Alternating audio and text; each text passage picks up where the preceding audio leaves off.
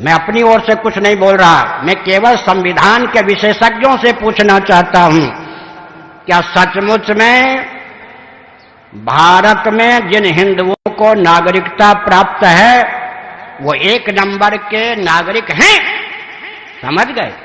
इस पर विचार करने की आवश्यकता है। स्वतंत्र भारत में क्या हिंदू 1 नंबर के नागरिक अब तक हो सके हैं? अगर नहीं तो किस आधार पर हम भारत को स्वतंत्र देश क्या कहते हैं? और सुनिए सज्जन, महाराणा प्रताप जी, यहां वाले तो जानते हैं, पूरा विश्व जानता है, मान्य श्री महाराणा प्रताप जी, शिवाजी, झांसी की रानी, वीरांगना, ब्राह्मण घर की थी, और राजगुरु सुखदेव जी, चंद्रशेखर आजाद जी, भगत सिंह जी, मंगल पांडे जी आदि मनीषियों ने, देशभक्तों ने धन मान प्राण परिजन को हथेली पर लेकर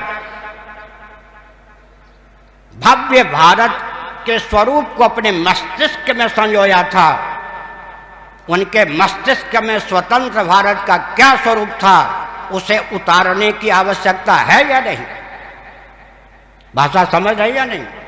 मंगल पांडे जी जैसे मनीषियों ने, राजगुरु सुखदेव जी जैसे मनीषियों ने, चंद्रशेखर आजाद जैसे मनीषियों ने, भगत सिंह जैसे मनीषियों ने, वीर प्रवर महाराणा प्रताप जैसे मनीषियों ने, शिवाजी जैसे क्रांतिकारी भक्तों ने, झांसी की रानी ने जो भव्य स्वतंत्र भारत का मन में स्वरूप चित्रित किया था, उसे उतारने का प्रकल्प क्या स्वतंत्र भारत में 1% भी क्रियान्वित है?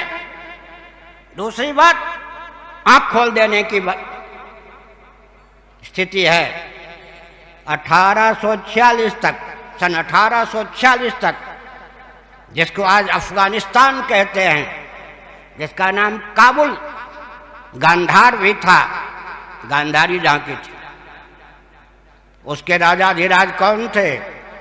पंजाब के रणजीत सिंह जी। उत्तर प्रदेश में आगरा है, आगरा से लेकर काबुल तक का शासन किनके हाथ में था? रणजीत सिंह के हाथ में।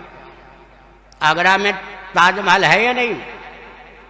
इतिहास के साथ अन्याय, उसका नाम है प्राचीन ग्रंथों में, भारत के तीर्थयात्रियों ने अपनी कलम से लिखा है, तेजो महल है, वो शिवालय था। समझ गए? ताजमहल का पुराना नाम तेजो महल है, शिवालय था वह। उसे भी दूषित किया गया, विकृत किया गया, और स्वतंत्र भारत के किसी भी राजनेता में वो दमखम नहीं कि सत्य को सत्य के रूप में उद्भाषित करने का साहस कर सके। सन 1846 के बाद अंग्रेजों ने छल व डंके की चोट से काबुल को, गांधार को या अफगानिस्तान को भारत से पृथक किया। उसके बाद उन्होंने श्रीलंका को भारत से पृथक किया।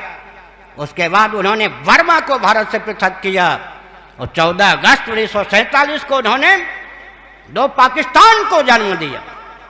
एक का नाम आज पाकिस्तान है, दूसरे का नाम आज बांग्लादेश है। इतना विभाजन 1846 के बाद से लेकर 14 अगस्त 1947 तक अंग्रेजों ने भारत का किया,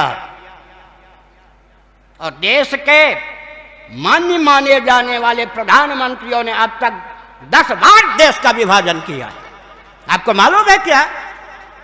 स्वतंत्र भारत के प्रधानमंत्रियों ने अब तक 10 बार देश का विभाजन किया है।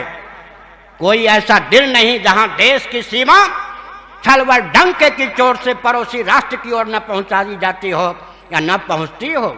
ऐसी स्थिति में विखंडन विखंडन विखंडन और विकास को वेद विहीन विज्ञान के द्वारा उस ढंग से परिभाषित और क्रियान्वित किया गया है जिससे विकास के नाम पर गंगा गंगा न रहे, सरयू सरयू न रहे, नर्मदा नर्मदा न रहे, महानदी महानदी न रहे, गाय गाय न रहे।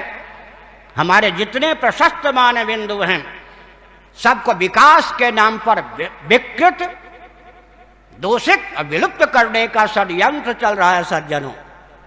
तो मैं क्या संकेत कर रहा था? पहला बिंदु क्या है?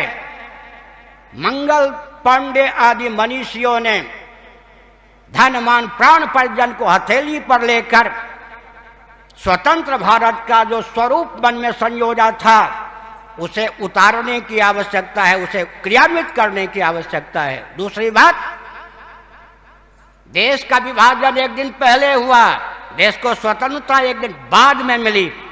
ऐसी स्थिति में पाकिस्तान बनने के बाद भारत का स्वरूप कैसा होना चाहिए था, इस पर विचार विमर्श की आवश्यकता है। मानवाधिकार की सीमा में मैं डंके की चोट से कहता हूं, इन दोनों बिंदुओं में जिस राजनेता और राजनीतिक दल को आस्था नहीं है, भारत में वो चुनाव लड़ने में अधिकृत नहीं है। फिर से सुनिए दो बिंदु। महाराणा प्रताप इत्यादि मनीषियों ने, देशभक्तों ने, बलिदानी सपूतों ने भारत का जो भव्य स्वरूप मन में संजोया था, उसे क्रियान्वित करने में जिसकी आस्था नहीं है, वो कोई राजनेता या राजनीतिक दल भारत में चुनाव लड़ने में अधिकृत नहीं हो सकता। दूसरी बात, विभाजन के बाद का स्वतंत्र भारत कैसा होना चाहिए था, जैसा होना चाहिए था उस स्वरूप में जिसकी आस्था नहीं है, वो भी भारत में राजनेता हो या राजनीतिक दल चुनाव लड़ने में अधिकृत नहीं है। सज्जनों,